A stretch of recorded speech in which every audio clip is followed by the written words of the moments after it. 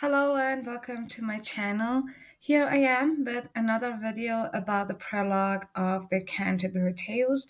We know that this prologue is acting like the frame for the stories. We have the introduction to the storytellers of the Tales of Canterbury.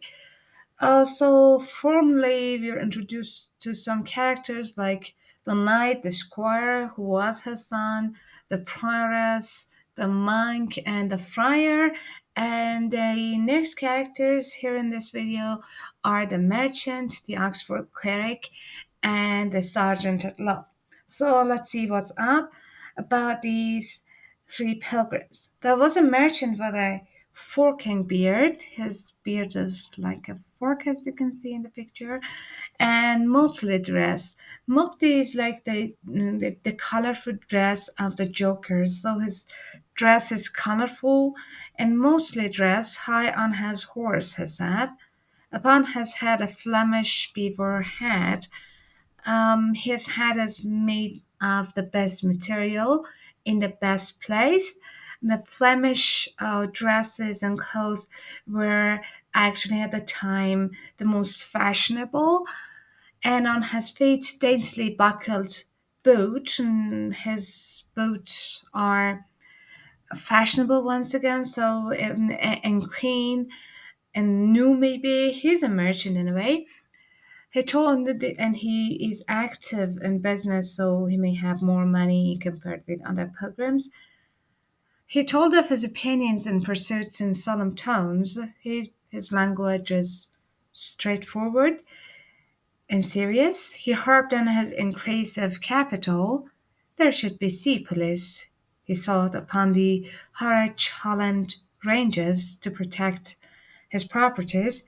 He was expert at dabbling in exchanges. So he's an expert in working on the exchanges to make his properties seem more valuable or to pay less money.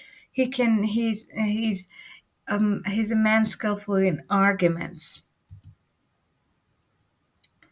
And here is another picture of him in his colorful clothes.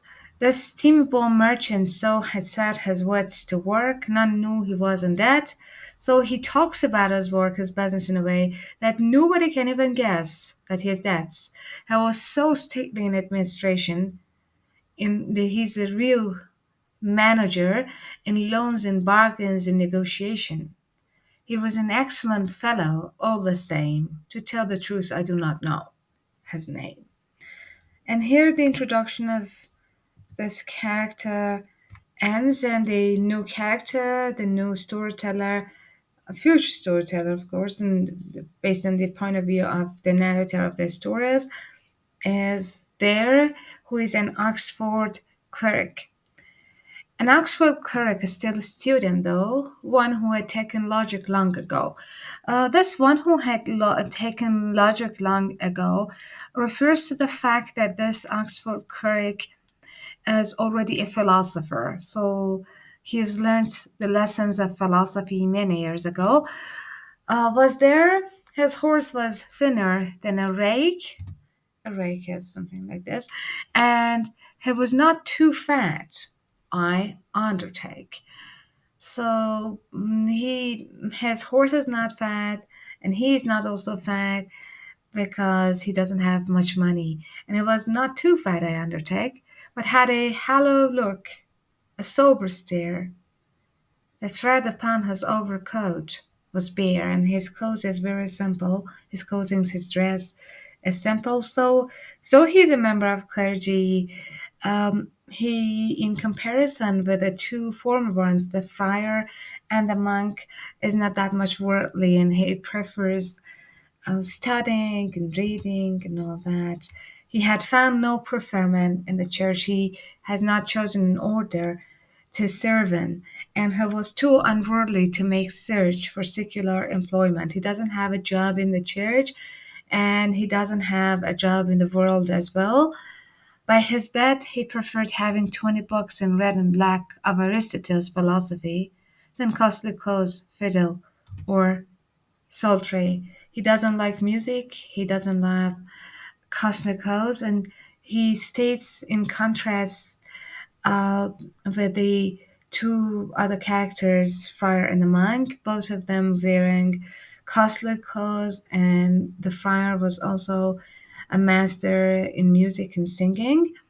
He had not found the stone for making gold. Though a philosopher, as I have told, he had not found the stone for making gold, and he doesn't uh, prefer or doesn't choose to be an alchemist, though maybe he know how to convince people that he can do such a thing. He has studied philosophy, so he's a master in the art of rhetoric or persuasion, but he doesn't use his skills in a negative way and to beguile people.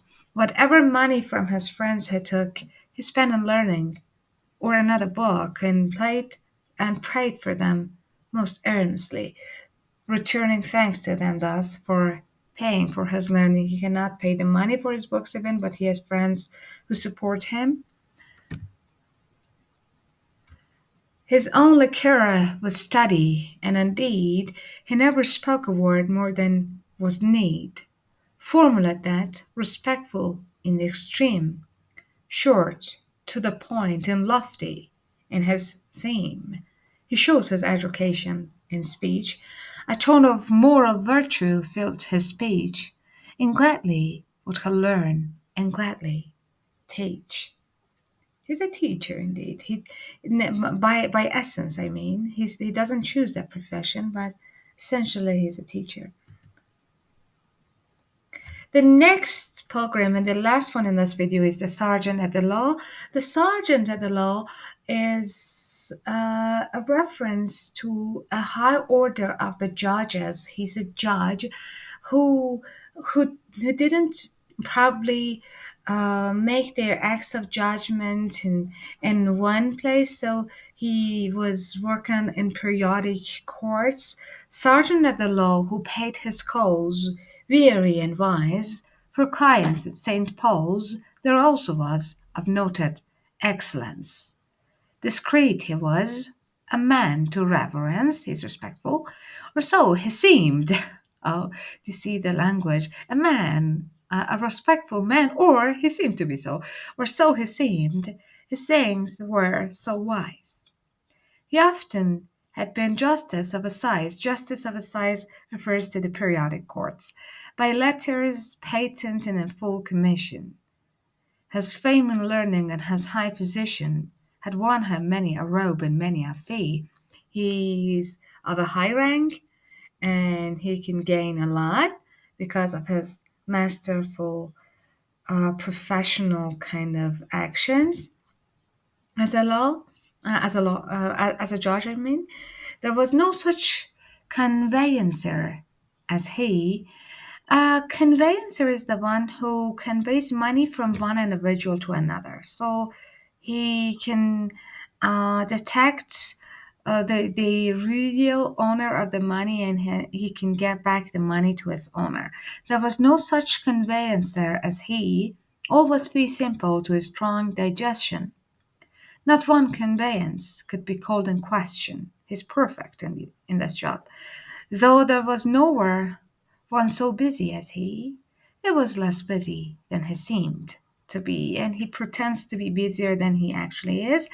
He knew of every judgment case in crime, ever recorded since King William's time. And he has a good knowledge of the history of the courts. He could dictate defenses or draft deeds. No one could pinch a comma from his creeds. Screed is a long speech or piece of writing, so his speech is perfect grammatically, and he knew every statute off by rote, and he knows about every law. He wore a homely parti-colored coat. His coat has two different colors, girt with a silken belt of pinstripe stuff, so girt means encircle. Of his appearance I have said enough. So here another video of the Canterbury Tales series ends, and we are going to have an introduction of the Franklin and some others in the next videos. Thank you for listening.